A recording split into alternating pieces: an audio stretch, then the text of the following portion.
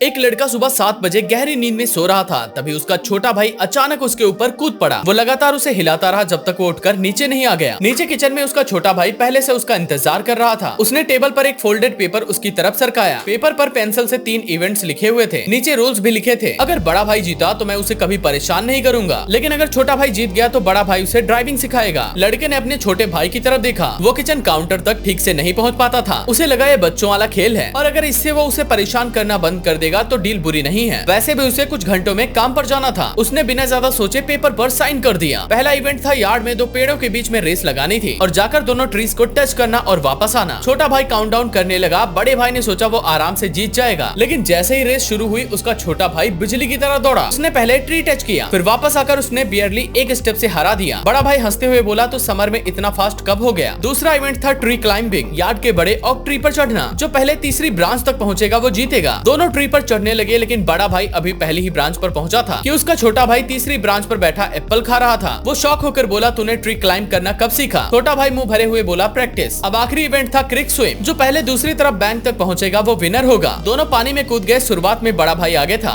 लेकिन आधे रास्ते में उसका छोटा भाई बराबर आ गया। और हैरानी की बात यह थी कि उसकी सांस तक नहीं फूल रही थी। तभी बड़े भाई को समझ आया ये सब रैंडम नहीं था। उसका छोटा भाई इन सब की प्रैक्टिस कर रहा था। आखिरकार छोटा भाई पहले बैंक टच करके वापस निकल गया, लेकिन अगर छोटा भाई जीत गया तो बड़ा भाई उसे ड्राइविंग सिखाएगा। बड़ा भाई भी भीगा हुआ बाहर आया और बोला, ठीक है तू जीत गया, मंडे से ड्राइविंग सिखाऊंगा। लेकिन छोटा भाई सेलिब्रेट नहीं कर रहा था। उसने बस हाथ आगे बढ़ाया और धीरे से बोला, किस। अब बड़े भाई को महसूस हुआ कि इसके पीछे कोई और रीजन है। उसने पूछा, तो ये इतना बैडली क्यों चाहता है। कुछ सेकंड तक छोटा भाई चुप रहा, फिर धीरे से बोला, डैड वापस नहीं आने वाले। अब स्कूल रन्स तुम करते हो, तुम काम भी करते हो और हमेशा टायर्ड रहते हो। फिर उसने नीचे देखते हुए कहा, अगर मैं खुद ड्राइव करूँ तो तुम्हारी मॉर्निंग आसान हो जाएगी। ये सुनते ही बड़ा भाई वेट ग्रास पर बैठ गया। उसने छोटे भाई को देखा और हल्का सा हंसते हुए बोला, तुझे पता है ना लीगली ड्राइव करने में अभी सालों बाकी हैं। छोटे भाई ने कहा कि प्रॉमिस तो प्रॉमिस होता है। और फिर मंडे आ गया। बड़ा भाई उसे पार्किंग लॉट ले गया। छोटा भाई मुश्किल से स्टीयरिंग व्हील के ऊपर देख पा रहा था। उसने नर्वस होकर पेडल दबाया, लेकिन ब्रेक की जगह गैस दब गई और अगले ही पल धड़ा कार सीधे पोल में जा घुसी। बड़ा भाई अपना चेहरा दोनों हाथों से छिपाकर बैठ गया। उसे उसी मोमेंट समझ आ गया 9 साल के बच्चे को ड्राइविंग सिखाना बहुत ही बुरा आइडिया था।